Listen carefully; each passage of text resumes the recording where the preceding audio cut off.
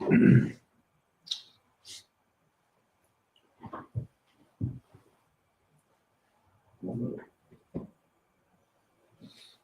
clap it up.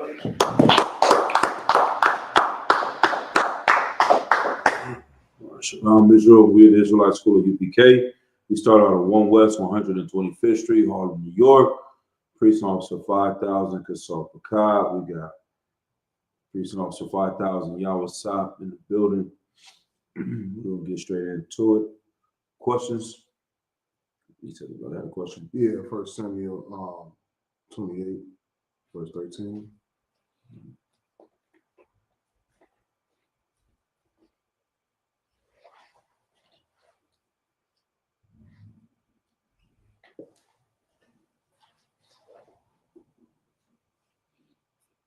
You want to take a shot, sir? You got it. Hmm. You said what? You want to take a shot? You want to break it down? Go ahead. Go ahead, read it. What's your question? Salaki, sir. I just wanted to ask, what does it mean that he saw God descending out of the earth? All right, let's go. Go to verse, where's the start? Start at verse 10. This is the book of 1 Samuel, chapter 28, verse 10. And Saul swore to her by the Lord, saying, as the Lord liveth, there shall no punishment happen to thee for this thing. Mm-hmm. Verse 11. Then said the woman, whom shall I bring up unto thee? And he said, bring me up Samuel. Right, so this is when Saul, he was so angered at David. He, in losing his spot, he was trying to figure out different ways to destroy David. He wanted to go seek a woman that had a familiar spirit that was forbidden to even talk to. You know what I mean? He put a law out saying you can't deal with these familiar spirits. And then in his weakness, because he lost his spirit, he went to go and try to consult with her about what he should do. Keep reading. And when the woman saw Samuel, she cried with a loud voice. And the woman spunk to Saul, saying, why hast thou deceived me? For thou art Saul. And the king said unto her, be not afraid, for what sawest thou? And the woman said unto Saul, I saw gods ascending out of the earth. Right, so that would be powers, right? I mean, we go into the Hebrew, it's going to be Elohim, or powers, or angels, demons. She's seeing these visions of those things ascending out of the earth, coming up and going down. Verse 14. Mm-hmm. And he said unto her, what form is he of? And she said, an old man cometh up, and he is covered with a mantle. Right. And Saul perceived that it was Samuel. Right. So that's her, speaking or having a familiar spirit when she's talking to a demon. And the demon is appearing to her as a man with a mantle. Saul's believing that this is actual Samuel talking to him through her, and that's how it goes on from there. But these different angels and powers or demons ascending up from the earth, the word like a spirit or, a power, angel. So, so people will try to use this scripture to prove that there's like a heaven or a hell, a literal hell underneath the earth. Why is that? Because it says ascending out of the earth, like coming up out of the earth.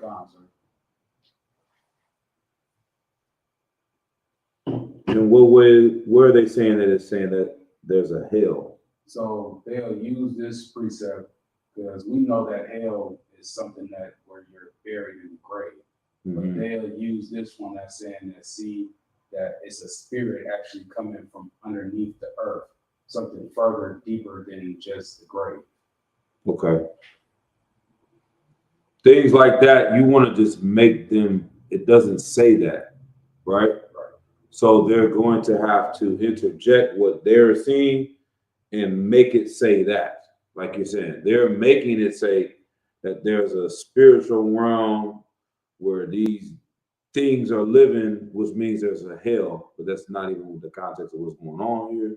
And it doesn't say that here. So I would just hold them to that and make them show me that they're not adding to what this is saying. What precepts are they pulling to go and verify these things when we know that the word Alahayim means powers, means angels. They go up and down from the earth up to the Most High. There's countless precepts we can verify what we're saying here, but to what is the word they use? Like extrapolate that, or I don't know what the word is, for them to take that out of that. I would want them to show me where do they see anything with what's that word? Anything that's proving that theory that they have, right? Coming out of the earth, if they're taking that literal, this is a vision that she's seeing. This is not something literally happening. Like there's just demons coming up out of it. It's like, I don't know. And, you know, especially if they use this, you can't respect that because, you know, that's not even of the Lord. Like she would, like Saul, you know, wasn't even supposed to be even talking to this lady. Right. You know what I mean? Like, you know, and for those reasons, you know what I mean? The Lord ain't with that. You know what I mean? Like the Lord ain't with that girl, that demon, or that what you call the witch or whatever, whatever she was. You know what I mean? So they got to prove that, you know, that was actually of the Lord. Right. You know what I mean? Which it wasn't, obviously. So he shouldn't even be listening to that. You know what I mean? Right. And also, like, okay, somebody had brought this to your attention? So they believe in hell? So usually, I was telling Officer Casardas, like, usually when someone doesn't believe in reincarnation, the next step is usually they usually believe there's a literal hell and a literal heaven. Oh, okay. So you have to, okay, because what do they believe in hell is like? Hell, so to them, they'll believe that hell is more so like you'll be dead in the grave, but it'll be like more so of them having like a nightmare and being tormented. Their spirit will be tormented. Okay. In that grave. So you know about who made, you know, the hell up, right? Right, the Catholic Church. Exactly. Right.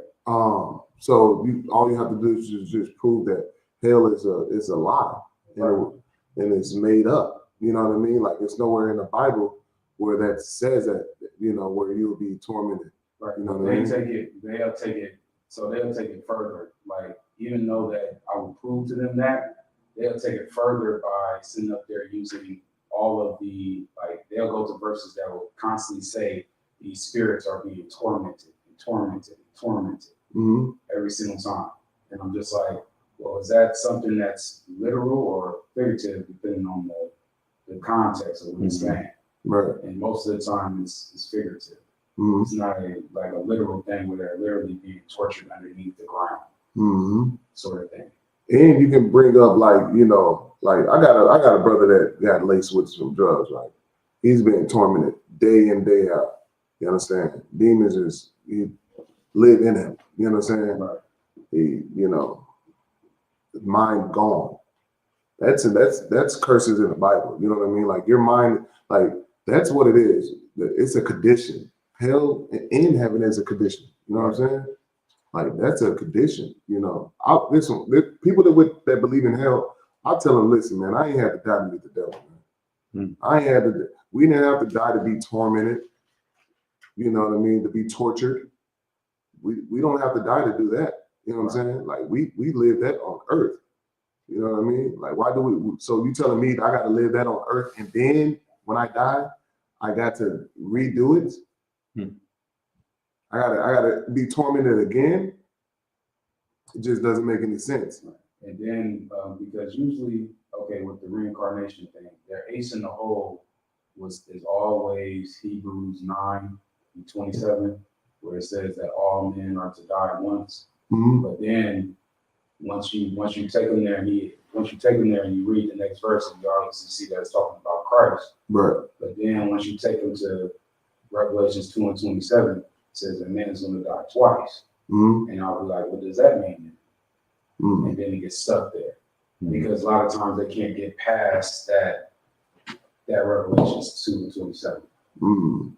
And it's like, okay, then now you have to go back to the drawing board and rethink this because what you're thinking is not really what it's saying. Mhm. Yeah, it's a with so they saying that when you die, that's just it. You They get say one, so. you get one life. Yeah, they see it. That's what they say. So they don't believe in reincarnation. Then. No, don't. That's why I said usually when they don't. Yeah, you can get them on anything. Like I brought up last week. Deuteronomy 28 and 68. Yeah. You know what I'm saying? That was us in the wilderness. You know what I mean? Right. That's why we went into captivity. You know what I mean? So like it's plenty of ways to disprove that. Like Slovakia, and they'd get mad at the fact of it's like, oh well, he'll sit up there and say, well, are we our great grandparents? Mhm. And I'm just like, what do you mean? Because we're the same people. But we're not. If the curses is coming down on like all of our children, then that means that we had to have been there, right? mhm. I know I'm not tripping. You know what I'm saying? If it's coming down to throughout all our generations, that means that we had to have been there and had made that deal with the Most High. Because if that's the case, then why is it like? Exactly. Yeah, exactly. Yeah. Why, and then exactly. We was there and made that deal with the Most High, and we broke it. That's why we're in captivity now. Yeah. So that's why I was trying to understand what is the mishap of their philosophy or how they get that way, how they understand it that way. If you can understand what I'm saying. Mm-hmm. I know that the understanding is wrong, is incorrect, but how did you get to this? That's what I'm trying to understand. How did you get to this point? Maybe. Yeah, go ahead. If I may. So this is another thing. So you are sincere. You know what I'm saying? You are sincere and wanted to serve the Lord and wanted to know the truth. And so that will make you believe that people are sincere in the things that they believe. The reality is the other person that you're talking to doesn't care about the Lord. Because there's countless things that you can show them in the Bible that they're going to continue to do because of their selfish lust and greed. And so they're not sincere about wanting to really serve the Lord. So whatever they were taught growing up that comes from their oppressor, because the thing is Dante's Inferno is where this breakdown of hell comes from, right? So whoever came up with that ideology had used it to oppress people with that ideology. And this person now, they're growing up with it, they're going to stick with it because following that religion allows them to do the things that they want to do. If they have to go and serve the Lord, they're going to have to change the things that they're doing. So they have to find a reason why you're wrong about what you believe, which is the reason why you hear the general say all the time in these type of battles, make them prove what they believe is right. Don't go on the offense. Don't go on the defense and defend what you believe. Make them defend what they believe, right? And prove it. You know what I mean? So that's what I would do in these situations, right? You know what I mean? Because when you get to it, and even the other level is seeing what do they lose in believing this? What do they lose in believing this? And a lot of times, when they'll tell you the law is not done away with, what are they losing when they tell you the law is done away with? Well, it's really one thing. Right, so they're losing the ability to sin, to eat. There you go. It's pork every time. It's that's it. Everything else, they'll be like, all right, I agree. You shouldn't be homosexual. You shouldn't commit adultery. You shouldn't, you know what I'm saying? You should love your neighbor as yourself. What law is it that you really don't want to be valid? And it's the damn pork. You know what I mean? It's bacon. That's it. And once you find that out, this person is going to pull 20 precepts to prove why the law is done away with because they want to eat bacon. let's attack the bacon. Let's talk about that. You know what I'm saying? The law is done away with. We can eat everything. All right. Can I take a bite out of your arm and eat that for dinner tonight? No, that's cannibalism. The law is done away with, brother. All flesh is clean. Let me have a piece of your forearm. You know what I'm saying? Can we eat rats? Do you want to, like, none of that they care about. It's just one thing. So what do they lose when they say that hell is a place you go to when you die eternally? They lose the fact that, what is it that they're fighting for? What? So I guess there is the ideology of people feeling like if they do enough good deeds in the world, or if they feel like they did enough good deeds in the world, that it's like the statue, that Greek statue, that woman that's holding the scale, that when they go into the afterlife or whatever, it's supposed to weigh out those deeds, and that's what's going to get them to heaven. That ideology of thinking. Yeah, that's a part of it. That's a part of it. What were you gonna say? What are they losing? If you're right, what do they lose? I would say more so if they believe in that. That's what I'm trying to figure out. If they believe in that, then they will have to lose out on, maybe they don't want the salvation yet. What do you mean by that?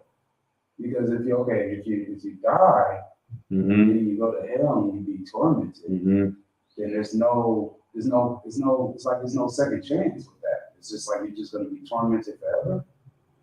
Okay. No, okay.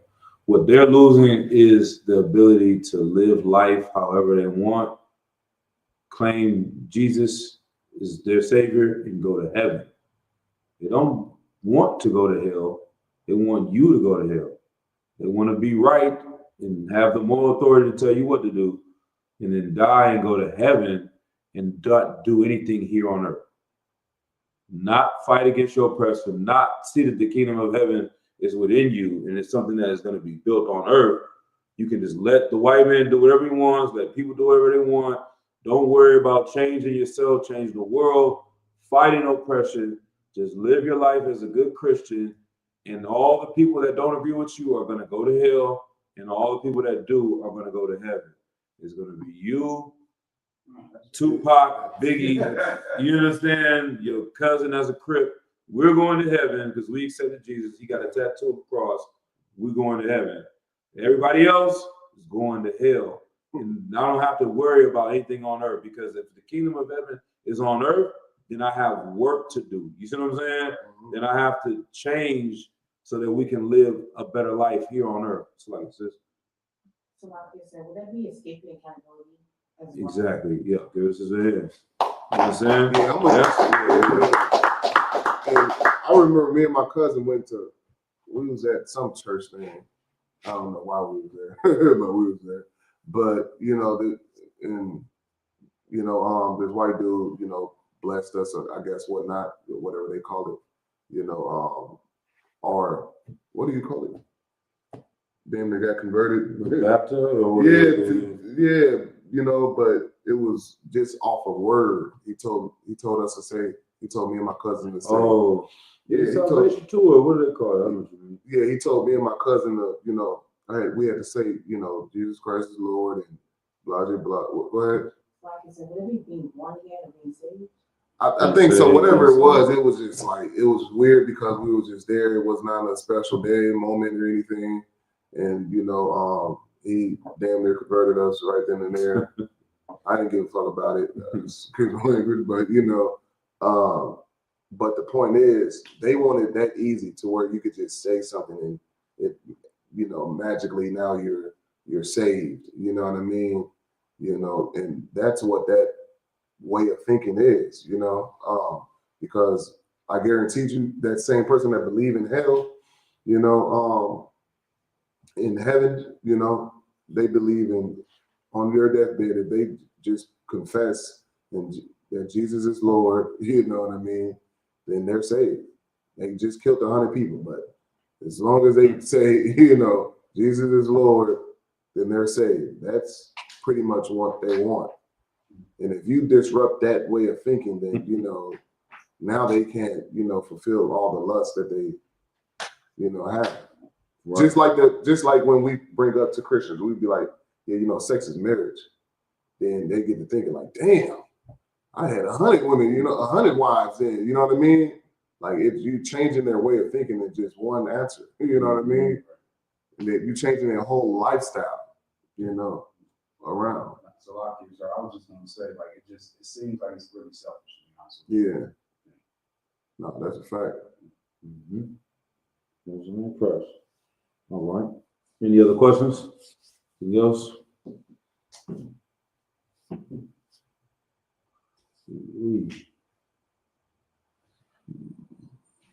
Go ahead. So like I said, would dyeing your hair be unlawful? Doing what? Would dyeing your hair be unlawful? No. As a woman per se. No, it's not. No, I wouldn't, I think it's unlawful. Do whatever. If you got a husband, do whatever he says. You know what I'm saying? And that's what one thing that we don't do. You know what I'm saying? Do what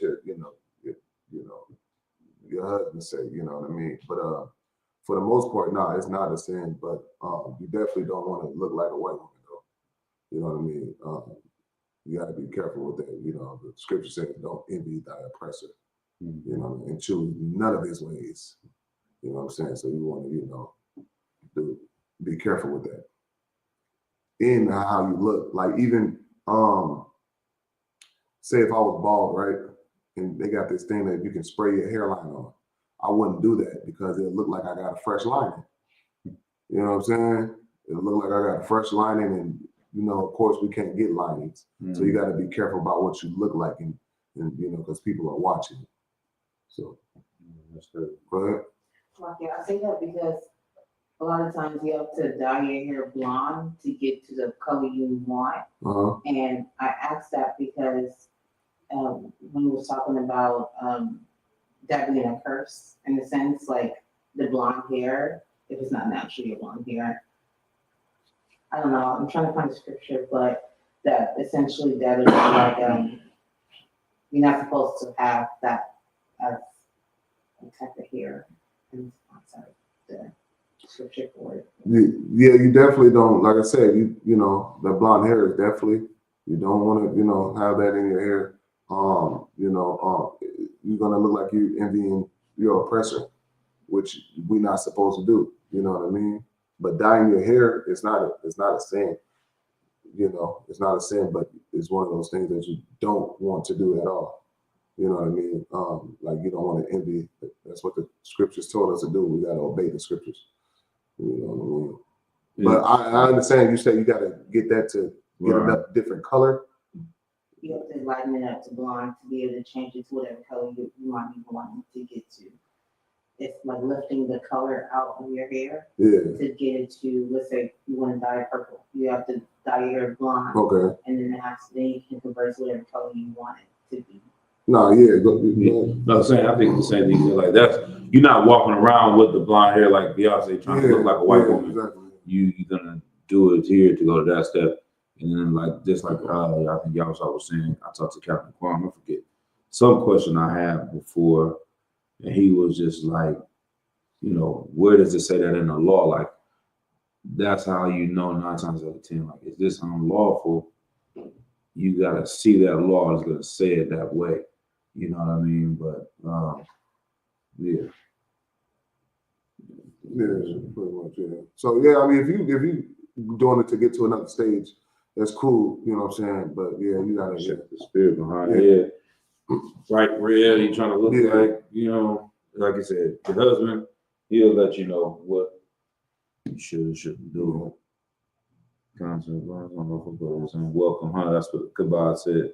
Blonde is not unlawful, but it's unwelcome. Definitely gonna look weird, brother.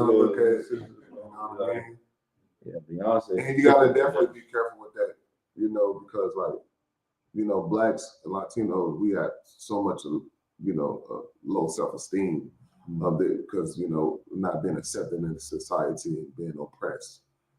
So you got to be careful about that, and And shit, you know, be Hebrew as much, be Israelite as much as possible. That's what I'll say. You know what I mean? But it's unlawful. But hey, you want to be looked at it, you know what I mean? Like, you know, like it's not. I'm gonna tell you this: it's not one West. Mhm. It's not one West. Right. All right. Brother, you said we good on questions? All right. Let's get to it. Let's clap it up again, reset, give ourselves a hand. We could have been somewhere underneath a Christmas tree under the mistletoe. You understand? Could have been, I don't know what people doing, eating that Christmas ham again. Same goddamn meal. I don't know about other families. I thought maybe that's our family, but they eat the same damn meal. Is that what y'all do? Or used to do? Eat the same meal on Thanksgiving and eat it again on Christmas? It's the same, you know what I mean? Yeah, damn all that, man. We gonna keep doing what we do. It's back to back this year. We had Thanksgiving on the same day as class. Now we got Christmas on the same day as class, man. But there's a few precepts I wanted to get into about serving the Lord. The title of tonight's class is Isupk, We Live the Bible, right? Always heard this coming up in the truth. Muhammad would say that he's heard a lot of people talk about the Bible. TDJs, whoever pastor you have in your neighborhood, your family, the people you battling about, is heaven or hell this, or should we eat pork that? Everybody becomes a biblical scholar, and it's like that when we go to camp. Nobody woke up in the morning and was like, I'm gonna go teach the Bible today because that's what I want to do. But when they come across the camp and we're teaching the people, all of a sudden they become biblical scholars. You know what I'm saying? Nah, I Yes, just we gonna answer. Please. Nah, yeah, that's crazy. Nah, I just wanted to say that's a fact. I never thought about it like that.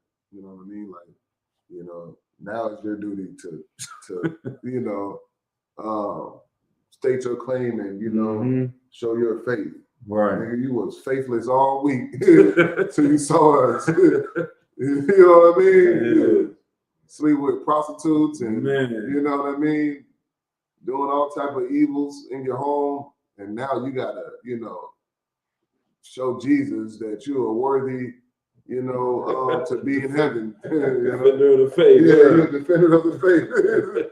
You know, and that is crazy. It's like No, please, sir. Anytime, you know, man, that's heavy just to add on to the thought. Like, yeah, it always shocks me too that when they're out there, they'll come in and mad that we saying we're the chosen people and God hates the oppressor, the white man. We get to teach a little bit more, and then they're gonna try to kill us. Like, what happened to all that God loves everybody in this peaceful talk? And we should forgive the white man for 400 years of murder and rape and robbery. We talk to you for 5 minutes, you don't like it, you want to kill everybody over here. You know what I'm saying? That's the spirit of Christianity.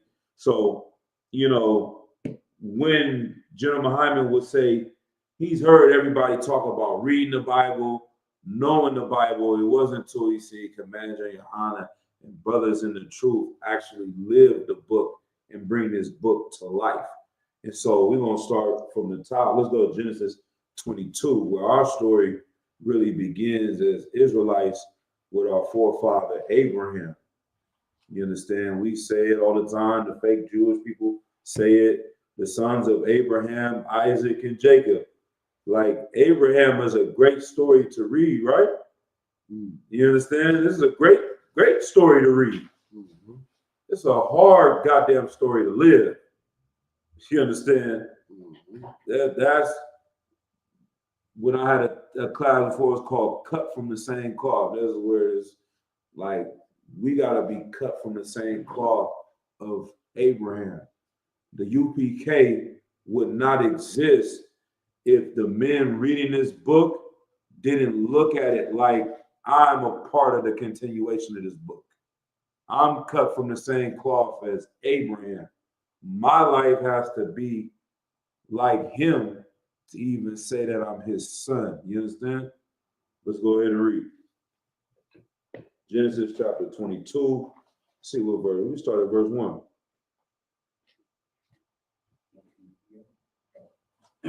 This is the book of Genesis, chapter 22 and verse 1. Uh-huh. And it came to pass after these things Right.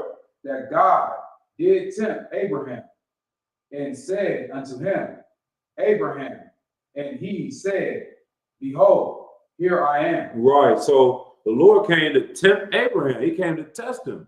We know that there's always going to be tests that the Lord puts in front of you to see who you are in what you believe in. Because he told Abraham from the jump, I'm going to give you a son in your old age. Your wife is about 450 years old. She can't barely walk, but she is going to have a baby. You understand? She had no children her whole life. And then in her old age, she is going to give birth. This finally happened. And now he said, I'm going to tempt you. All right, keep reading. And he said, Take now thy son, Right. thy only son Isaac, whom thou lovest. Right. This is another cut for the Arabs that want to talk about Ishmael, or it's another group of people that can be prophets. The Lord looked at Isaac as his only son.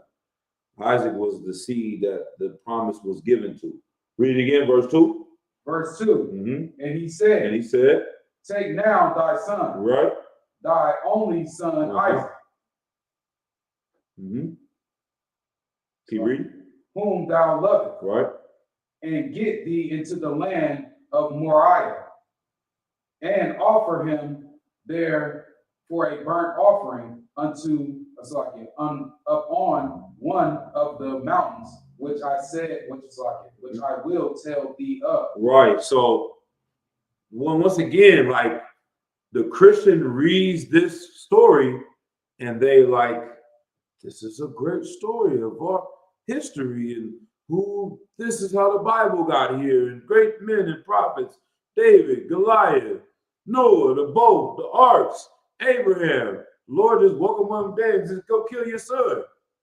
If you put yourself in the shoes of Abraham and then look at your son, look at your daughter, look at your family and say, this is the order I got, would you push forward and do what the Lord tells you at that moment? That's what separates the brothers in the UPK and everyone else in the world. Because they read the story and say it's a cool story. Captain Kyle read this story and be like, Kyle not a one kind. I wish the Lord would ask me to do it too. Because I'm going to prove that I'm just like Abraham. What do you want me to do? I said it wrong. So like, Kyle not a one kind. My Lord, he got to go. Your wife is going to look at you like you out your goddamn mind. She don't want the baby to good night. The baby fall off the bed, your woman damn near going to try to kill you. Let alone he taking him on a mission to take him out. Abraham was about that life for the Lord, man. Right? Keep going. Verse 3. And Abraham rose up early in the morning and saddled his ass and took 2 of his young men with him. Right. And it just, I like that transition too. He just said, and offer him there for a burnt offering upon one of the mountains, which I will tell thee of. And Abraham rose up and just goes straight into it. Like he just went there. He's like, all right, that's what we're doing. That's what he's doing. All right. You can drop down at any time, so you can cut in if you got anything to say or add on. Abraham went down on birth. Okay, go down to verse. Where is it when the boy said, okay. Yeah, go to verse 5. Verse 5. And Abraham said unto his young men, Abide ye here with the ass, and I and the lad will go yonder and worship and come again to you. And Abraham took the wood of burnt offering and laid it upon Isaac his son. Right, drop down to verse 7. Verse 7. And Isaac spake unto Abraham his father, and said, My father. And he said, Here am I, my son. And he said, Behold, the fire and the wood. Mm-hmm. But where is the lamb for a burnt offering? Right, man. I seen a good skit, man. This dude on Instagram, he like just, it's like he looked like an Arab. I don't know what he is. He be around a lot of Judahites and Israelites. He got the swagger of an Israelite, but he he clearly is not one of us, but he makes these funny skits. Yeah. And you saw that one, he was like, it would be awkward after leaving with Isaac and Abraham going home. You know what I'm saying? Mhm. It's just like, well, what we gonna do? It's like, you just tried to kill me. This walk home gonna be real awkward. You know what I'm saying? But Isaac is like, we're going up here to sacrifice, but where is the damn sacrifice at? All right. Verse 8. Verse 8, and Abraham said, my son, God will provide himself a lamb for a burnt offering. So they went both of them together, and they came to the place which God had told him of. And Abraham built an altar there and laid the wood in order and bound Isaac his son and laid him on the altar upon the wood. Right. Like, once again, he had to tell this story to his children. Isaac had to tell it to his son Jacob. You understand? Jacob told it to his 12 sons. How does that work? We know the children of Israel are real. Yeah, your grandpa took me up one time, tried to kill me. It ain't just Abraham coming down and like, hey man, I did this thing. The Lord said, kill my favorite lamb. I went up to the mountains. I was gonna kill the lamb. It didn't happen. The Lord saved my favorite lamb, and hallelujah. It's like this is a human being that's grown and able to talk and all that. He snatched him up, about to kill him. Now, a few years later, he got to tell him, yeah, you remember the time when, yeah, Pops, yeah, this happened. He told it to his kids and all that. You know what I'm saying? The story was passed down. He was about to do this thing. Keep going. Verse 10, Mm-hmm. and Abraham stretched forth his hand and took the knife to slay his son. To miss his football game. To slay his son. I can't make it to your recital. To slay his son. It's a PE, what is that? Teachers Association meeting or whatever. Parent night.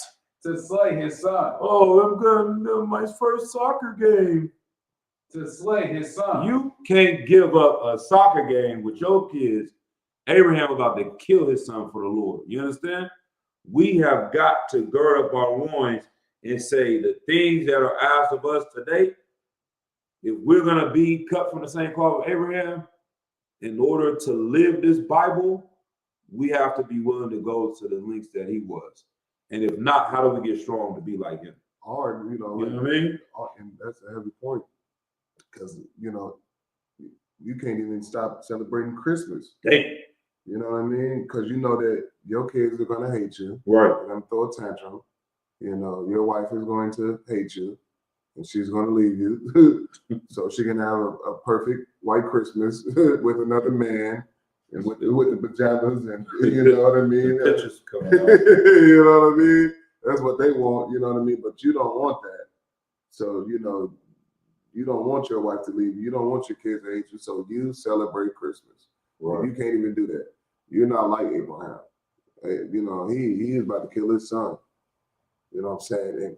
And, but he passed a test. You Right. know what I mean? And that was only a test from the Lord. Listen, and if the Lord tell you to do something, you better do it.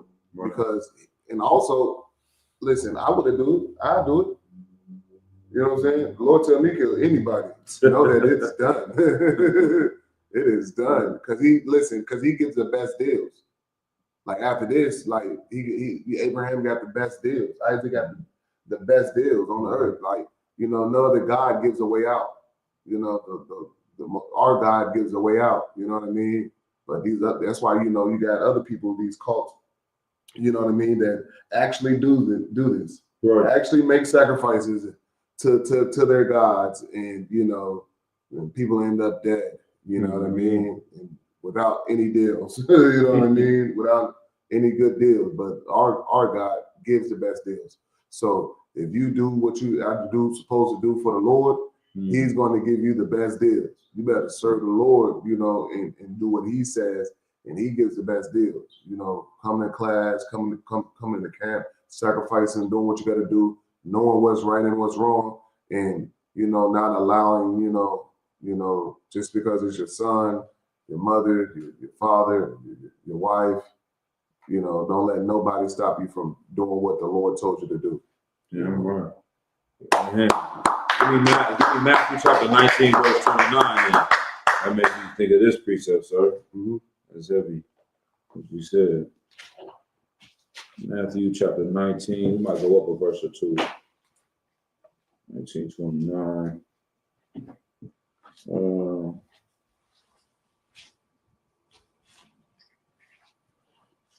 Go to verse maybe 20, 28. This is the book of Matthew. 27, sorry. This is the book of Matthew, chapter 19 and verse 27. Then answered Peter and said unto him, Behold, we have forsaken all. Right. Peter is telling Christ, we have given up all. There was different times where men were saying, I got to go bury my father.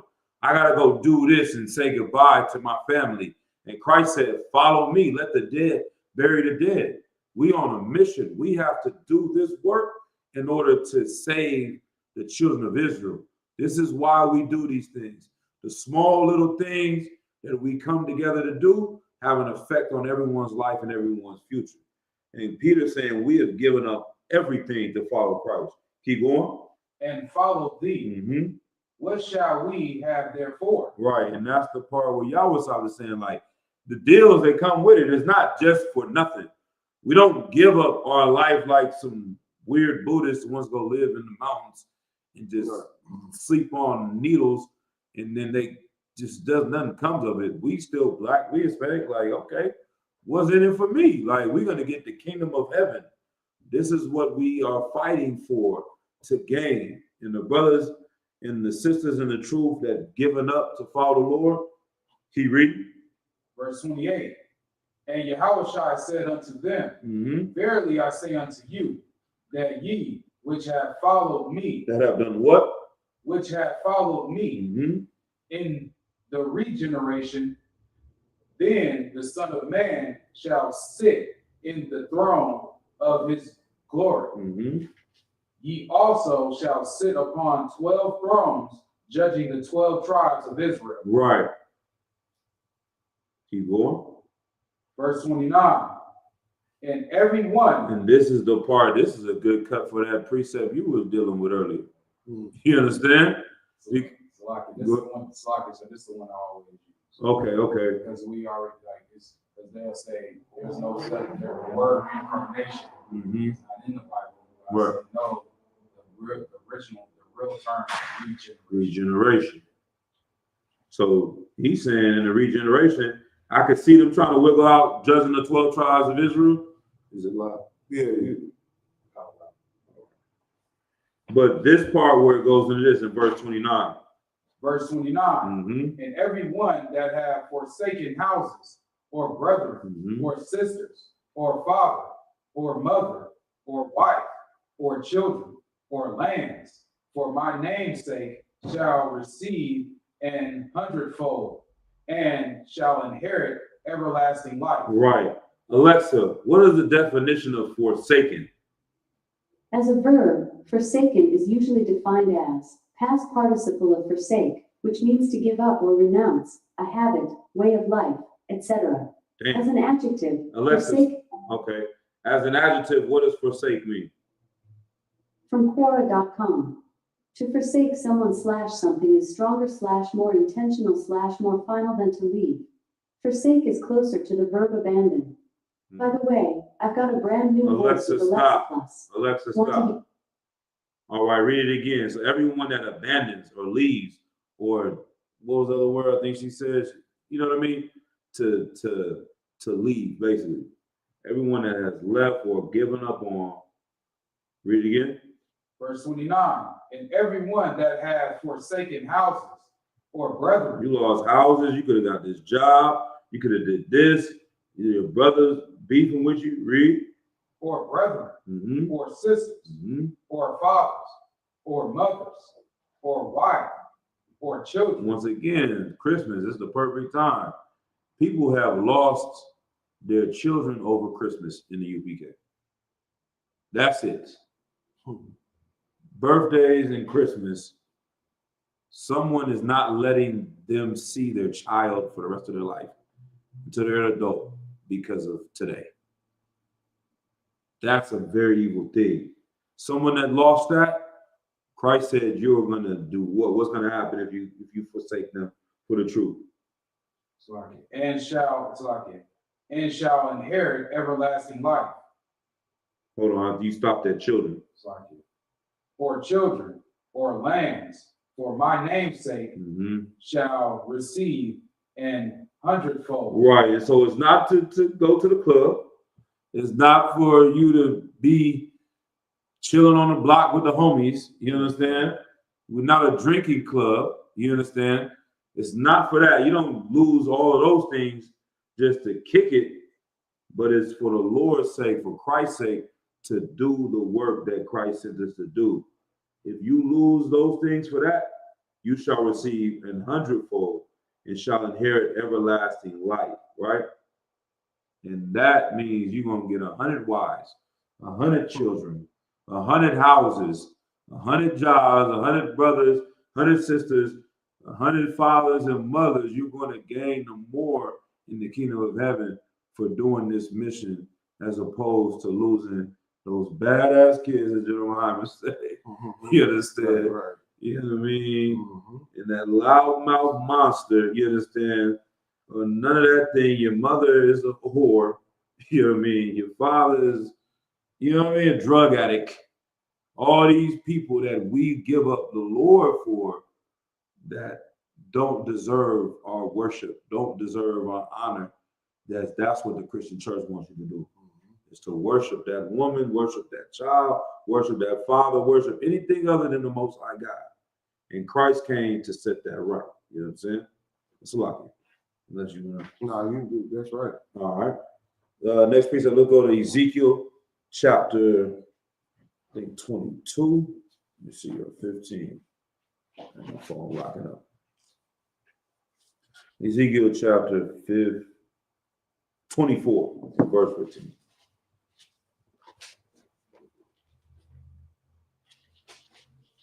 That's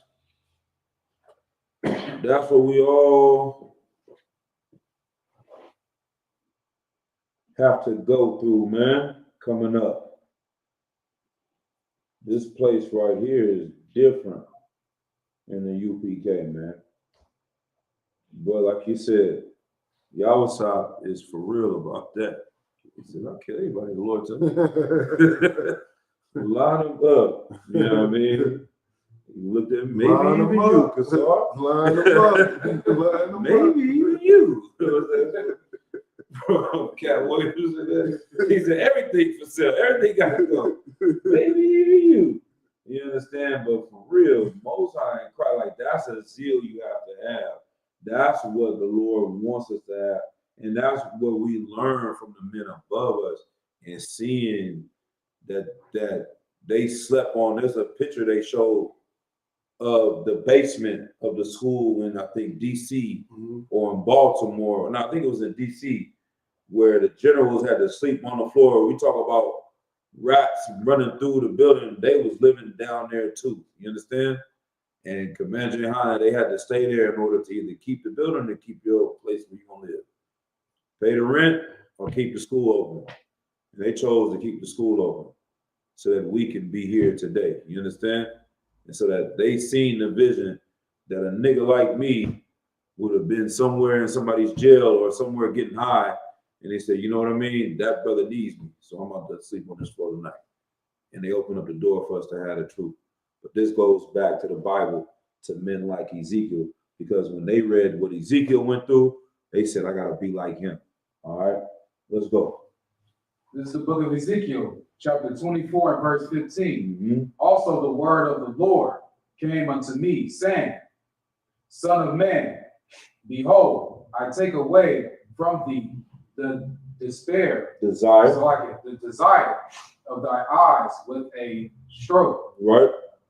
Yet neither shalt thou mourn nor weep, neither shall thy tears run down. Right, you want to break it down, sir? No, you got it. No, you got it, sir. One more time. Ezekiel. One more time. Verse 15, sir? Yeah. Verse 15.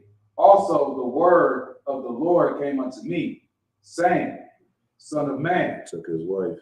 behold, I take away from thee the desire of thy eyes with a stroke. Yeah, because Ezekiel, he's starting to love his wife too much. You know what I mean?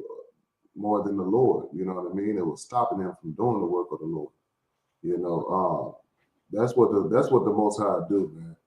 He'll take the very thing that's stopping you, and stopping you from doing that, so you can do what you need to do for the Lord. Anything that's in your way. So anything that's in your way, you better remove it. You know what I mean? What's ever stopping you from serving the Most High, he'll get jealous of that. You know what I mean? Because you're supposed to be serving him and doing what you're supposed to be doing for your nation. And what you need to be doing for your nation is far more important than your kids, your wife, your mother, your father. Anything that ain't what the Lord wants. He's gonna remove it. And that's what we gotta understand. Go ahead. Yet neither shalt thou mourn nor weep. And he told Ezekiel, hey, you better not even cry. You better not shed one tear. You know what I mean? You better not shed one tear, like the Lord is a hardcore. The Christian church make him seem like he's a gullible, fluffy guy, and he's not. You know what I mean? First off, he's a man of war. Mm-hmm. That's why he told Ezekiel, hey, you better not cry, and you better tighten up. You better put your mitre on and go out there and go do what you got to do. Go ahead. Neither shall thy tears run down. Uh-huh. Verse 17. Forbear to cry. Make no mourning for the dead. Mm-hmm. Bind the tire of thy head upon thee. Yeah, put that mitre on, put that war scarf on, and go out and go ahead. And put on thy shoes upon thy feet. Man, shout out to Officer 5000 Karat. He said, tie the mitre like Ezekiel. You understand? Yeah. That's a bar. This is what he's talking about. Yeah. You know what I mean? Yeah. No, that's what. Go ahead. And cover not thy lips. Yeah, don't speak.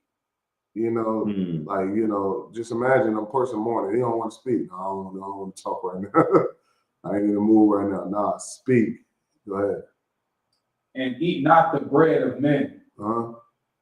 So I spake unto the people in the morning, and at evening my wife died. Mm-hmm. And I did in the morning as I was commanded. Yeah, and Ezekiel was hardcore. Ezekiel was one west because he did what the Lord said do. Yeah. Even after he lost his wife, we all love our wives. I love my wife, but I don't love her more than the Most High. Right. You know what I mean? You got to make the truth your first love. You know what I mean? You got to make that the first love, and people got to be able to see that on you. People got to be able to tell that, hey, this truth is your first love. You know what I mean? Not nothing else. And that's what Ezekiel did. He remembered that. He was like, yeah, this is my first love. So, let me stop playing with it. Let me not, let me do what the Lord told me to do. And that's far more important because right now Ezekiel is in the Bible. You know what I mean? And you're reading it, and this was how long ago?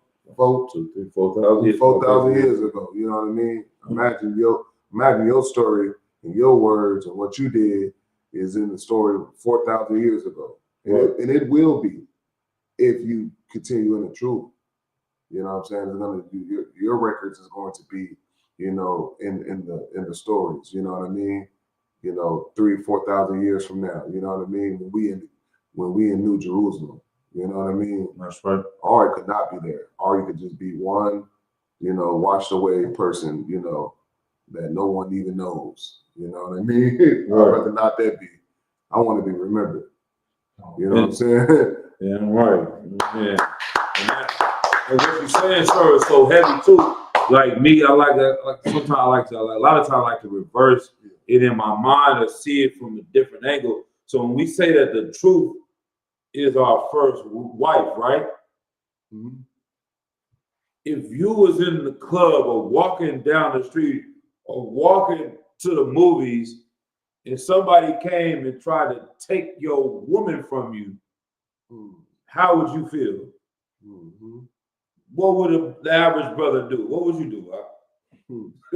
If somebody, you walking through the club, somebody grab your ribs arm from you. Man, you know what I'm saying? That's the spirit we gotta have. Anybody come try to take your woman, yo, this is my rib. Nigga trying to press up on her like he didn't even see you. Nigga, that's what a Satan gonna do. He try to push up on you and take the truth from you. Like, what's up?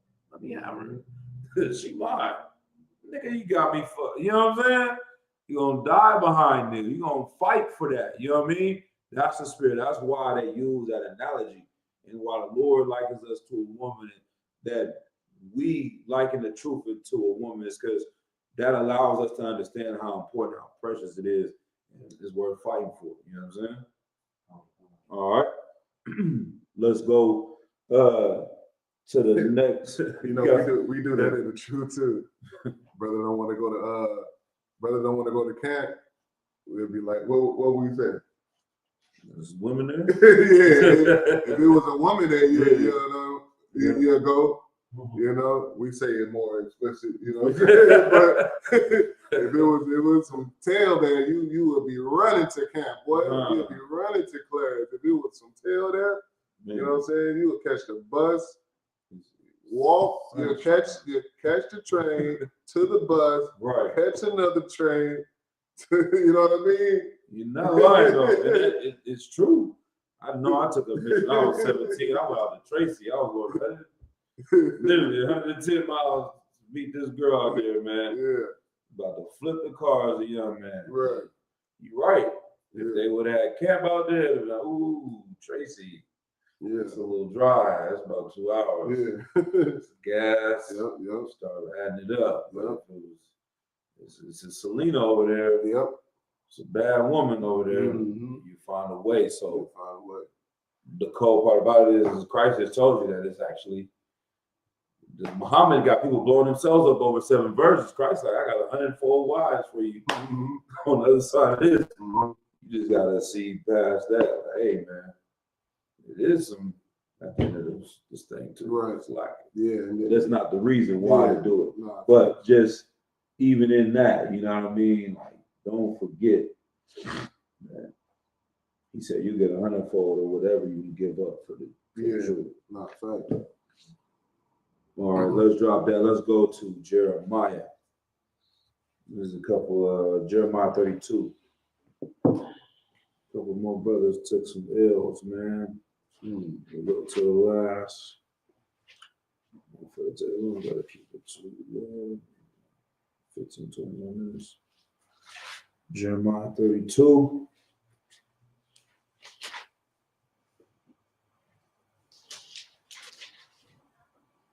Car broke down. You still going? Gonna find a way, huh? Car broke down on the side of the highway. You still gonna find a way. Let's go to Jeremiah 32 and 1. Yeah. So I give Jeremiah 32 and verse 1. Mm-hmm. The Lord that came to Jeremiah from the Lord. The word that came to Jeremiah from the Lord in the 10th year of Zedekiah, king of Judah, which was the 18th year of Nebuchadnezzar. Right. Verse 2, for then the king of Babylon's army besieged Jerusalem, and Jeremiah the prophet was shut up in the court of the prison, which was in the king of Judah's house. Man, so hold on. Y'all familiar with this a little bit, or just get it kind of for time's sake? Jeremiah was in prison, so the Babylonians, these heathens, coming to go to war, take all of our people into captivity and bring them back to Babylon. Jeremiah is already in prison, but what prison is he in? He's in the prison of his own people. They locked up Jeremiah because he kept telling them, It's like they was gonna go into captivity. And they were like, nah, he's a false prophet. He's saying all these things. We got another prophet saying we're not going into captivity. We're gonna win against the Babylonians. They hated Jeremiah for the things that he was teaching, and they had put him in prison over that. Keep going. Verse 3, for Zedekiah, king of Judah, had shut him up, saying, wherefore dost thou prophesy and say, thus saith the Lord, behold, I will give his city into the hand of the king of Babylon, and he shall take it. Right, that's to what. So once again, I think it's another I forget, there's in Jeremiah 10 where it says prophesy unto us smooth things, right? Mhm. People didn't want to hear the negative things the same way today. We come out and we teach the people and we say that we gotta change our ways or the Lord's gonna kill us or destroy us, or we underneath these curses. The people get mad at us for teaching that. But when Creflo Dollar come out and say if you give him 10%, you're gonna become a millionaire, then they love to hear those things. So Jeremiah went through the same things that brothers and sisters go through in the truth. The things that we believe in are offensive to other people because it's not always a nice thing. It's not always a friendly thing. It's not always something that makes you feel good, but it's the truth. And that's the mission of the priests and prophets of the Lord. But that's how he ended up in prison amongst his own people, teaching their brothers and sisters. All right. Let's drop that. Let's go to, you got questions, sis, or comment? Quick question. I'm sorry. No, please. Sorry.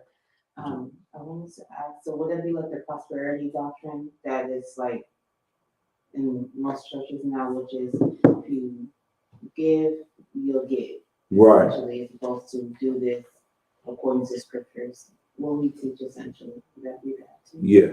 Come on. I'm going to pull the precept, matter of fact. It's Isaiah 30 and 10. Let's go to Isaiah 30 and 10 and go to 2 Corinthians. Yeah, that's exactly what it is. The prosperity gospel that they teach is a hustle for the preacher to get more money. I think I saw it today. I will post it on here, but we don't have a speaker set up. But the pastor said, I need someone in the next 10 minutes. You saw that one? Break it down. Somebody, the Lord was talking to him and said, somebody gave him $10,000. Yeah, he was. They're gonna get a huge blessing. He's gonna make him a millionaire. And within the next, I think he said 10 minutes though, too, huh? Like, Put a time in. I think he said the next. Window will come. No, he said, I need the 10,000 in the next 10 minutes. If they sow a seed within 10 minutes, then you will get, you will become a millionaire. He's gonna make you a millionaire one day. Right. Go ahead. You sure it was 10 minutes? I think it was shorter than that. It was? Man, we're gonna have to look it up in a second. Yeah, I think it was shorter. It was shorter than that. He gave him 5 minutes. He is robbing him. See, now one, I was like, he said 5 minutes. I think it was 2. Okay. Now, when you, either way, it's all evil and wicked as hell. But when you go to that, when we talk about seeing the spirit behind that, that nigga owes somebody some money. Right. When pastors start coming up talking like that, he owes somebody some money. He needs to put the pressure on y'all. They may not give me 10, but somebody will give me 3,000. And I'm be able to pay this nigga off because I owe him for this powder I bought last week that I got fronted or something, man. Good night. Read, go ahead, Isaiah. What did I say, 30? This is the book of Isaiah, chapter 30 and verse 10. Start at verse 9. Verse 9, that this is a rebellious people, lying children that will not hear the law of the Lord. Mm-hmm. Verse 10, which say to the seers, see not, and to the prophets, prophesying not. Good night. Like, damn, y'all are right. I think he said 90 seconds. Bring it up to Pastor Rockmore, Bishop, and you will get your release in Jesus' name. Everyone else get $200. I want you to do it. Women, especially who had a difficult moment and get in the center aisle. I will not beg, but I will not stop to this fast as possible. Hurry in Jesus' name. You that are watching by social media, you are involved as well. Somebody shout hallelujah. I hear the person, Lord, if we can get this 10,000, I gotta go to a special account. Okay, where you gotta go?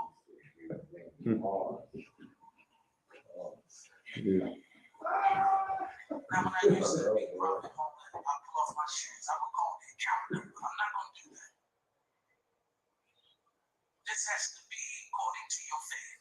It does not have me Okay, sorry. at all. But okay, I didn't hear the part where he said he needed, they on here it says 90 seconds for God to make him a millionaire. I gave him 10 minutes. Who the hell can come up with 10 bands in 90 seconds and send it over to you that quickly? But once again, that's the part too about living the Bible as well. Because when you understand what we learning in the UPK, when I saw that, I imagined somebody 4,000 years ago doing the same thing. I instantly was like, damn, that spirit that's on him to say that now, someone did that back in the Bible days too. And it's like you almost, when you see the Bible, you watch the movies about Moses and you know those with the white people that play, you can't imagine somebody doing that back then until you read this and realize that's exactly what they was doing right here. So read verse 9 again. Verse 9, Mm-hmm. that this is a rebellious people, Right. lying children, Uh-huh. children that will not hear the law of the Lord. Like they don't want to hear the law of the Lord. You go into that Christian church and start telling everybody they can't celebrate Christmas, Halloween, they can't do Thanksgiving, they can't smoke weed, they can't, you know what I'm saying, do their birthdays, whatever they want. They don't want to hear that. That's a fact. They're gonna fight you and battle you about that. Read. Verse 10, Mm-hmm. which say to the seers, Mm-hmm. see not. They tell the pastor, don't see the future and tell us World War III is about to happen. Don't see the future and say race war is going to happen, earthquakes going to happen, famine's going to happen, COVID-19 is coming back. They don't want you to say, get ready for that. Keep going. And to the prophets, prophesy not Right. unto us right things. Don't teach us right things. Keep going. Speak unto us smooth things. Speak unto us smooth things. I tell you right now, 90 seconds, somebody give me $10,000, you will be a multimillionaire. God just told me that. He's lying. God didn't tell you that. And you were evil. You see, once again, being sincere like the brother Izar, being sincere like the brother Ishayar and Yahweh, brothers coming to the truth, it's hard for us to want to play with the Lord. Like I might have scammed somebody out of some money. I might have put a female on back page, but I would never go and tell somebody that God told me to do this for you to give me some. I couldn't go to sleep at night. You know what I'm saying? Like, but these guys are the lowest of the low that they will tell a room for your grandma and your aunties that God told them something to so they can go buy a bag, so they can go get high. He's gonna buy powder with grandma's money. He's gonna go buy a prostitute with grandma's money. That's a different level of evil. But these are the type of men that they, as long as you tell us smooth things, then we'll listen to you. All right. Prophesy deceits. All right, that's it for that. Let's go to 2 Corinthians. This is the last two that I got. 2 Corinthians and chapter 11, verse 23. It's not easy, but Captain Zakar always told me too, that get rooted, man. Mm-hmm. You want to make it in the truth, you got to get rooted in the scriptures. You got to get rooted in this thing. The more and more you lock in, Captain Kwame always say that, is lock in. The more you get rooted in this thing, rooted in this book, and you bring it to life, then it makes our mission a whole lot easier. You know what I mean? Mm-hmm. It's just like, okay, this is a light thing. Hey, Ram, Killer Son, I might not be able to go to this basketball game. Jeremiah locked up in prison, I'm gonna have to, you know what I'm saying, get up earlier, drive this brother here, take this, that. You know what I mean? We have a light mission right now for the things that we have to suffer to do the work. But if we want to get to that point, like you said, where they talking about you thousands of years from now, we're gonna have to be prepared to do the things that they did in these times too. All right. And that there's no other way that Commander Yohanan would have done things he did if he didn't look at it like this. The generals, the captains that come above us. All right. Read. This is the book of 2 Corinthians, chapter 11 and verse 3. But 23. Sorry.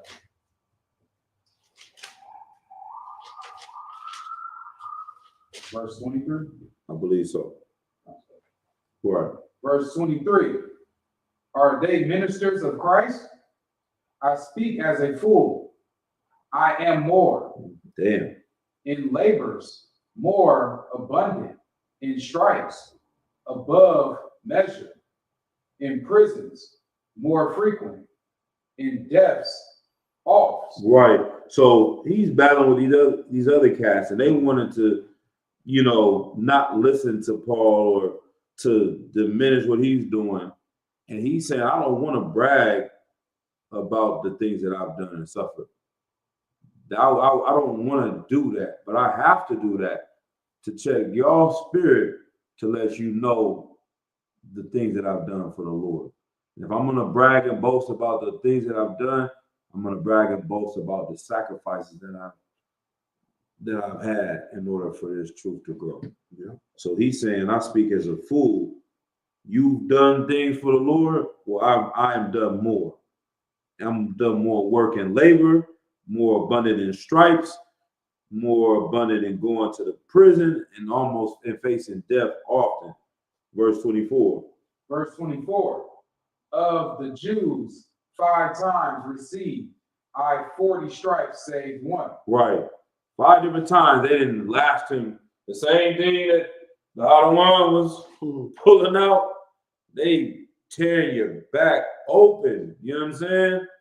40 lashes. That one time is supposed to get you to stop doing what you're doing. You know what I mean? Like how many times is it? What does it take? Are you still going to camp after this? Imagine we went to camp on Berkeley and then the police, they try to tell us to turn our speaker off. We keeping it going. We're going to keep teaching. They're like, all right, Casar, we're taking you to the ha! 1, count it down.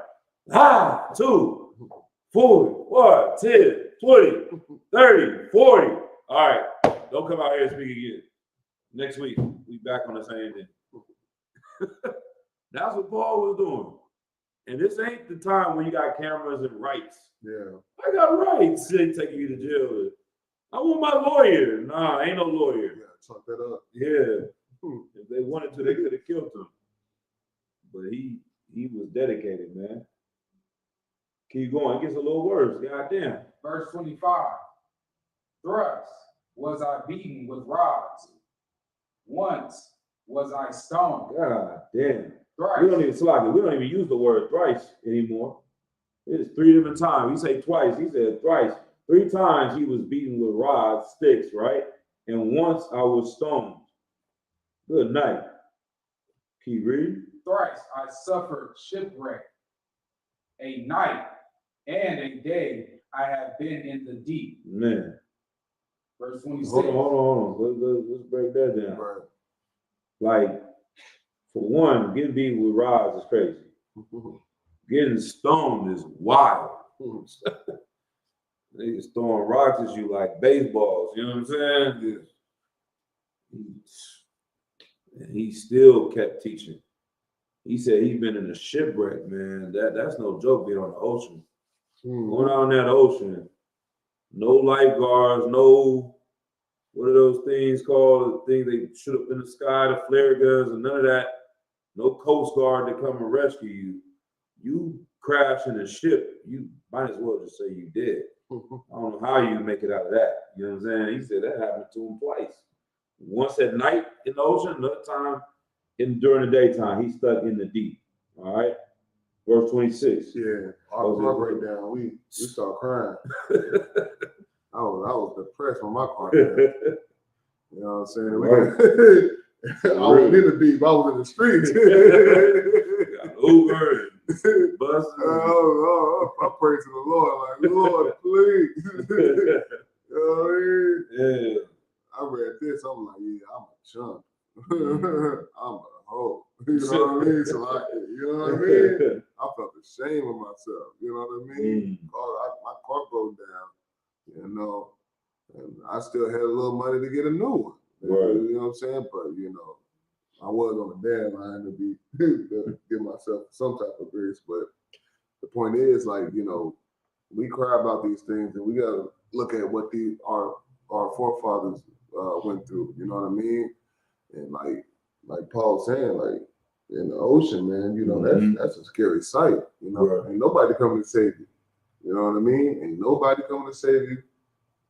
You're not liked. Right. You know what I mean? Right. Following Christ, nobody likes you. You know what I mean? So ain't nobody. They see it. What if somebody came and be like, "You rocking with Chris?" No, I'm good. You good? Stay out here. Keep on You know what I mean? Man. So, yeah, man. So like, don't cry about the situation that you in, man. Figure it out. Be a man, and you know, do what you got to do for the Lord. And I guarantee you, the Lord will show out. You know what I'm saying? Right. But you know, we never see that end because we always give in. We never see like, oh, what the Lord was really trying to do for you. You know what I mean? Like even with sacrificing and paying tithes, you know what I'm saying? You don't see what the Lord will do for you.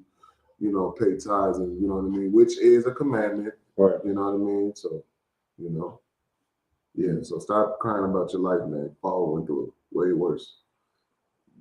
Way worse. I knew you was gonna say that. Way worse. Yeah, for real. Imagine complaining. That's what they was doing. They was complaining to Paul about some shit, some stuff that they was dealing with. Paul was like, nigga, y'all need to quiet all that noise. Yeah. You don't know what I've been through in order to do this work. And then once again, like I said, I just imagine the generals reading this the same way and saying, to honor his sacrifice, I gotta keep this thing lit. We're gonna bring this mission back to life. He didn't die for this book to sit on Granny's table and get ashes and dust on it, and no one learned and no one's life changed from the teachings of Christ. Like imagine if they just dropped the ball and said, you know what, we're not gonna do this. Then everybody that we see at Passover this year would not be here. And it's the same thing they read. They said, I wouldn't have learned this truth that the seven heads was teaching if Paul wouldn't have gone through all these things. All right, let's keep going a little bit more. Verse Give 26. Paul his credit, man. Verse 26. In journeys often, in perils of water, in perils of robbers. Perils. It's like in perils of robbers, in perils by mine own countrymen. Damn, in perils of mine own countrymen, robbers, jack boys, you understand? He's going through different turfs and hoods, all those things. Keep going. In perils by the heathen, in perils in the city, in perils in the wilderness, in perils in the sea, in perils among false brethren. Right, all these different places. So a Christian will look at this and be like, yeah, God ain't with you. God ain't with you. You're going through all this. Everybody want to beat you up. Nobody likes you. You're dusty. Just things just keep on happening to you. Get up out the truth, son. Come on, come on to the Christian church, Baptist church. You got good old folk for you. You know what I mean? Right. That's what they're gonna say. You know what I'm saying? Like, you know, that's how you know Christians ain't in the truth. Your life going, you know, just too good. You ain't in the truth. Right. You know what I'm saying? If your life going too good, right? You ain't doing the work of the Lord. Right. Your life going too good. You know what I'm saying? Because Satan don't got to stop you. That's why you ain't doing the work of the Lord. Because Satan ain't got to stop you.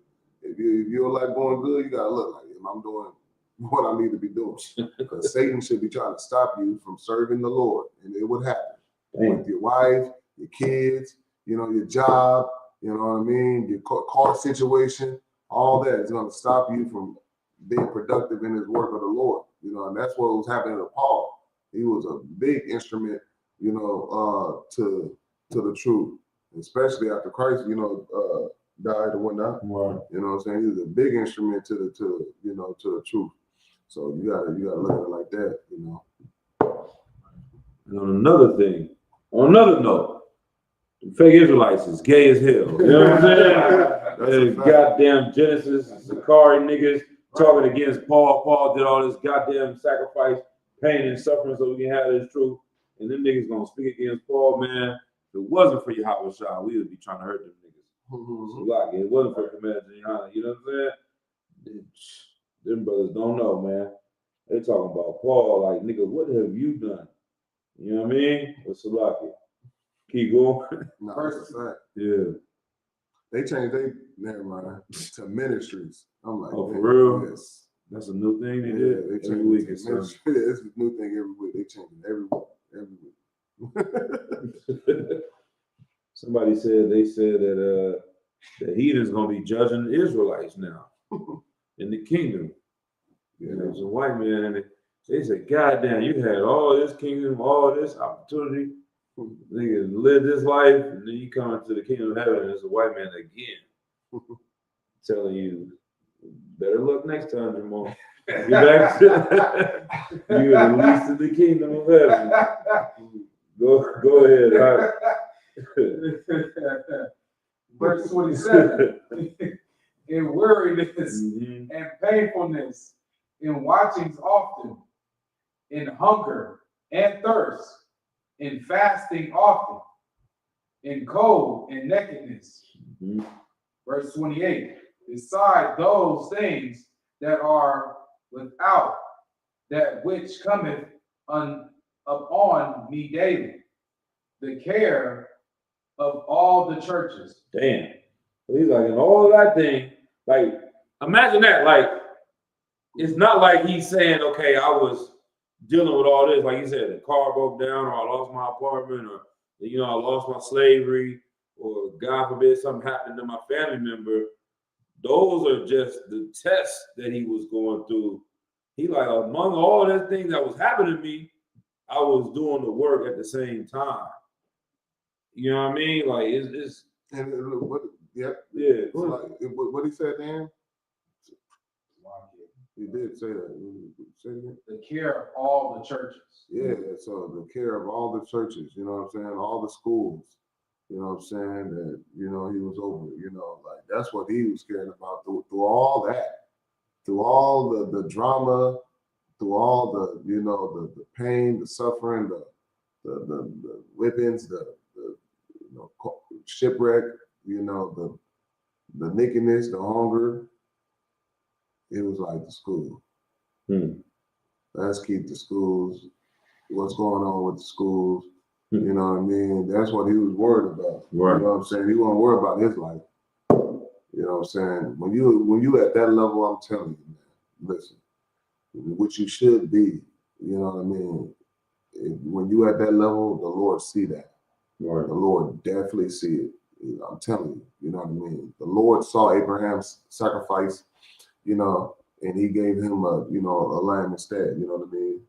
What was it, a lamb? Yeah, lamb. A lamb, you know what I mean? He gave him a way out. Right. You know what I mean? Like, he ain't gonna just desert you by serving him. You know what I mean? Like, but he is gonna put you through some tests. So, like, you gotta toughen up, button up. You know what I mean? You know what I mean? You got to button up, toughen up, you know what I mean? And just focus on the truth. Right. Everything else gonna come. Right. I shall read verse 29. Read further down. Read it loud, strong. The book of 2 Corinthians chapter 11 and verse 29. Mm-hmm. Who is weak? What? Who is weak? Who is weak? Read. And I am not weak. Good night. Paul coming out swinging. He like, which one of y'all niggas is weak? And I'm not weak. I know you didn't go through this. I know you didn't go through that. And I know you damn for sure didn't get 40 stripes like I did. Because where was y'all? How they tell me, where you was at when I was shooting in the gym? Mm-hmm. Y'all over here complaining to me, and I was the only one getting whipped with the 40 stripes by myself. And y'all over here complaining about this? Who is weak? Read it again. Who is weak? Uh-huh. And I am not weak. Keep going. who is offended, Uh-huh. and I burn not. Like, yeah, what are you complaining about? And I'm not complaining. Keep going. Verse 30. If I must needs glory, Mm-hmm. I will glory of all of I will glory of the things which concern my infirmities. Good night. So he's saying that's the thing. The Christian church, they glory in, I got this new car. Come on, bring up your testimony. I got a new job. I got a new car. I got a new house. Paul, like if I'm gonna come up in front of the congregation and glorifying the things I got, I'm gonna talk about all the things I lost for the Lord, for the truth, for the brothers, for the sisters. You understand? That's one West. It's like also y'all was saying. All right. Last one we'll go to is this time of year as well, man. You know I keep rocking with the Maccabees. Let's go to the story about this mother and her sons. We close out.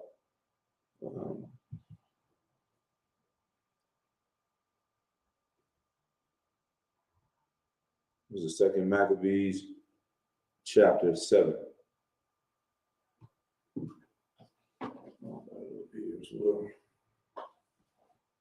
Yeah, this.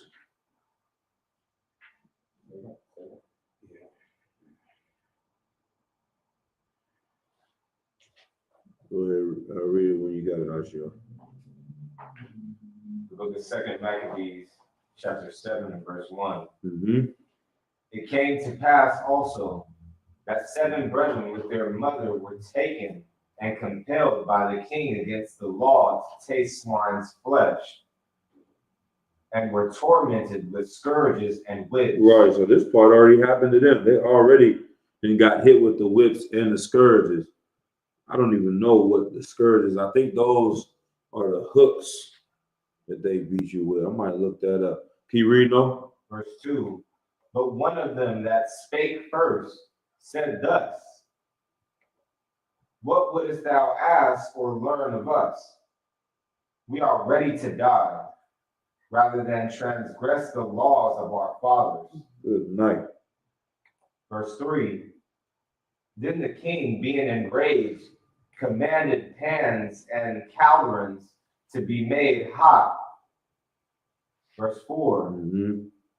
Which forthwith being heated, he commanded to cut out the tongue of him that spake first, and to cut off the utmost parts of his body, the rest of his brethren and his mother looking on. Right. Once again, there's no way it makes life a lot easier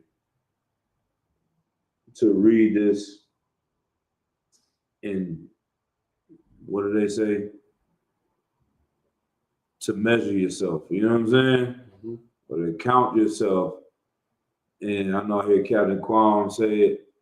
If you can't do this, do that, then count yourself weaker. Count yourself not a man. Or, you know what I'm saying? I heard the general say it the other day too. Like, you just count yourself as a coward. You know what I mean? You read this and be like, damn, man, this ain't a good story. This is the type of man I gotta be. That's a different story to read, man. They cut off his tongue. They cut off his body, his outermost body parts, his fingers, his hands, his arms, his legs, while the rest of his brothers was looking on, right? Verse 5. Verse 5. Now when he was thus maimed in all his members, he commanded him, being yet alive, to be brought to the fire, Mm-hmm. and to be fried in the pan. Like, and you know, he was bleeding out too. And if you cut all that stuff off, he pretty much was dying anyway. If you just left him sitting there, he probably was gonna bleed out and die anyway. But while he's still alive, they're like, nah, let's get him in the thing so he can remember the torture that we're gonna put him through for this. You know what I mean? Keep going. And as the vapor of the pan was for a good space dispersed, they exhorted one another with the mother to die manfully, saying thus. Verse 6. The Lord God looketh upon us, and in truth hath comfort in us, as Moses in his song, which witness to their faces declared, saying, and he shall be comforted in his servants. Verse 7. Mhm. So when the first was dead after this number, they brought the second to make him a mocking stock. And when they pulled off the skin of his head with the hair, they asked him, wilt thou eat before thou be punished throughout every member of thy body? Good night. So they scalped him. You understand? Took off the skin of his head with his hair down to the bone. That's, and you know you're still alive. It's very painful. So I was thinking about it. I'm gonna have to seek counsel my damn self before I do something. I'm gonna destroy my kids and traumatize them. But I was like, you know, reading certain books of Columbus or watching videos about Columbus and what they was doing, and like, oh, they raping women and killing them or whatever. I'm like, man, should I show this to my 6-year-old daughter? You know what I'm saying? Like, there's certain things about our history. I'm like, can I show this to my young kids? Or will somebody say that I'm doing something evil by showing them what happened to us? But then I also think about, imagine the kids actually lived through it. You know what I'm saying? I just want you to learn about what happened to our people. They might say that I'm abusing you by showing you what the white man did to us. But I want them to know the things and the evil things that our people went through by these people so that they never forget and might slip up and try to love these people. But like I said, I'll get advice on my own. But I'm just trying to see, like, man, the kids that had to witness this and see the things that happened to us, they traumatized forever. Reading it right here alone is almost like they'll say trigger warning. You know what I'm saying? Kids, don't listen, cover your ears. They didn't cut this nigga up and now they didn't scalp this one. Keep reading. Verse 8. But he answered in his own language and said, no. He said, la. Read. Wherefore he also received the next torment in order as the former did. Right. So this first brother go, next brother go. You understand? And they did the same thing to him that they did to the first one. And then they killed him. Keep going. Verse 9. And when he was at the last gasp, he said, like the fury taketh us out of this present life, but the King of the world shall raise us up, who have died for his laws unto everlasting life. Right. Verse 10. After him was the third made a mocking stock, and when he was required, he put out his tongue, and that right soon, holding forth his hands manfully. Right. So we're gonna keep going through all these, but what is he saying? What happened right here? Not to bring that to life real quick. Go ahead, up. So I just heard without after it was the second son that was tormented, third, or was it the third? Mm-hmm. The third, without pretty much saying anything, just walked up and knew what was gonna happen. Just took the punishment. I mean, took whatever was coming to him. He knew it was coming to him. What does it mean? Read from and when he was required. Read from there. And when he was required, he put out his tongue. What does that mean? Like, he basically did exactly as. Said he's courageous. It's courageous. Anybody else want to take a shot at it? He spoke against him. He spoke against what they were doing. La. Anybody else? You got a visual. You got to see this happening in front of you. Read it again from the top. Anybody? All right. Go ahead, sis. So it would be that he didn't want to beg for them to give him mercy. He knew that what was going to be that. He knew that he was dying for a greater cause and to basically succumb to the criticism. You own it. What does it mean he put out his tongue? Yeah, literally. You tell me, what does it mean? I'm envisioning like it said that they would cut out his tongue, so it literally like do it. Basically, yeah, get it in. It's like he knew they like trying to make deal. Like, you want to give up, you want to do this, you want to go ahead and eat the thing. He knows it's time. You know what I mean? Nigga, take me to jail, nigga. Nigga, cut it off. Go ahead, you got it. Nigga, he stuck his tongue out. Like, nigga, can't take it. You know what I'm saying? And that's even more. They hate to see that because they want you to beg and please don't take me to jail. If you ever get pulled over by the police, just take the goddamn ticket. Don't sit there and bargain with the cop and try to beg him. Nah, man, just take the ticket manfully. You know what I mean? He took that charge. Nah, man, take the tongue in. Just like them. Don't try and tell me, you know what I mean? Nigga, come in. We got Popeye's chicken. They first 48, they be bringing plates. Nigga, where my lawyer at? You know what I'm saying? Like the spirit of that's what I like about Lil Boosie. This is the last thing I'm gonna play right here. We pretty much ended on this, but I love Lil Boosie for this, man. I wish that brother would come to the truth with brothers like him. But if I don't know if y'all saw the clip when he was talking about P. Diddy. Y'all saw that one? And then Boosie talks about P. Diddy. Let me see. P. Diddy real quick. It ain't gonna be too loud on here, but we closing out for here. He said, I think it's right there. This the spirit of how we supposed to be, and this is how it was in there.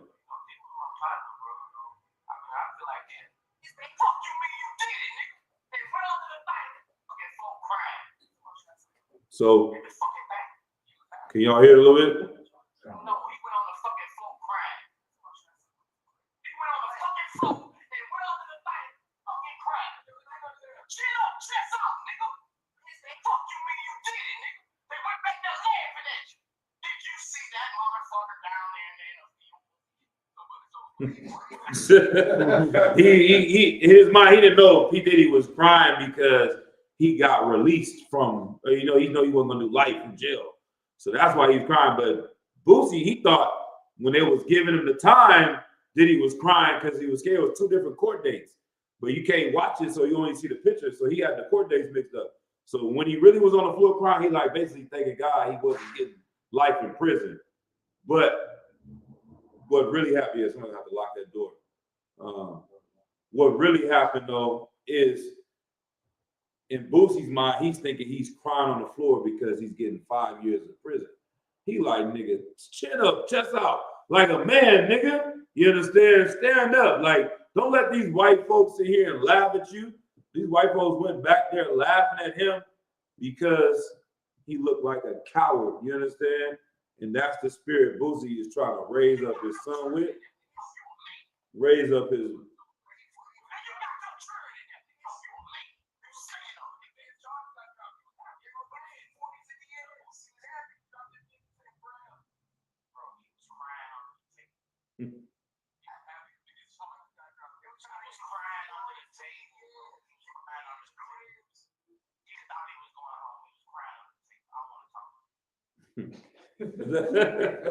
that you know what I mean, that's it on that. But like I just imagine that's how these brothers was raised. That's how Boosie talked to the men he was in the streets with. You know what I'm saying? Don't go in there and let them finesse you and start telling on everybody in the hood. You did the crime, nigga. Do the time. Chin up, chest out, nigga. Take it like a man. You know what I'm saying? That's the spirit of that nigga that went up too. He came up and stuck his tongue out like, nigga, I'm taking this charge. You know what I mean? But that's it. We know the story. We're gonna get into it with the mother, but how she was able to hold it down, show the spirit that she had on her. It's easy to read, it's hard to imagine living through it. You understand? To let your children be destroyed in front of you. That's only something the Lord can put on you. But let's honor these people. You understand? The wonderful y'all coming today because that spirit is upon y'all here in the UPK, man. And brothers and sisters, that we not going out over no Christmas tree or no goddamn candy cane. None of that. We're gonna stand with the Lord, man, and these things add up and are not discounted. The angels count these things, man. So the water. Unless you got anything else? Oh no. All right. All right, we're just gonna close out. Shalom, Yahweh Shem Shabbat Yahweh Shem Allah Tam Bashim Yahshua to all sisters.